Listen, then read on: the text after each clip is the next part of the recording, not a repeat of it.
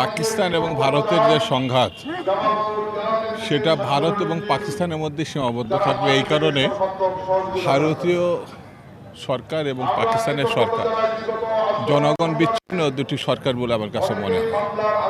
ভারতেও বিজেপি সরকার খুব ভালো অবস্থানে, সামনে ইলেকশন।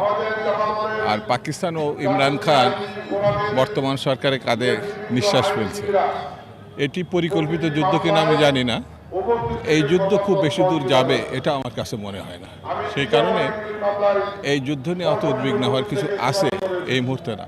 বরঞ্চ যারা এই যুদ্ধ নিয়ে বেশি মাতামাতি করছে তারা বাংলাদেশের নির্বাচনকে অন্যদিকে নিয়ে যেতে চায়। বাংলাদেশের করিডোর প্রসঙ্গ আনতে চায়, বার্মার সঙ্গে যুদ্ধের করতে চায়। আসলে নির্বাচিত সরকার যদি আমরা প্রতিষ্ঠা করতে না পারি তাহলে আগামী দিনে এই ধরনের সংকট আরও তীব্র হবে। বাংলাদেশ কোন দিকে যাবে, কি হবে, এটা কেউ বলতে পারবে না। সেই জন্য যুদ্ধ থেকে বেশি মনোযোগ দেওয়ার দরকার। নির্বাচিত একটি সরকার কীভাবে আমরা আনতে পারি। আচ্ছা, আর ভারত বাংলাদেশকে তারা তো অনেক আগে থেকে অস্থিতিশীল করতে চাচ্ছে।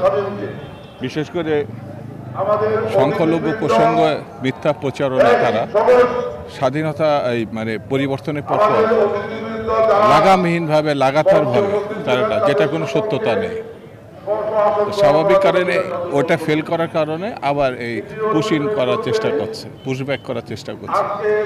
পুশব্যাকের বাংলাদেশে যে নির্বাচিত সরকার থাকতো তাহলে জনগণই এটা প্রতিহত করছে।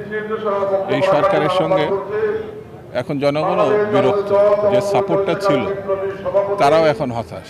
সেই কারণে এই সাহসটা পার্শ্ববর্তী দেশ পাচ্ছে। এটা ফেসবুকে দিয়ে নিষিদ্ধ করার কোনো ব্যাপার নেই।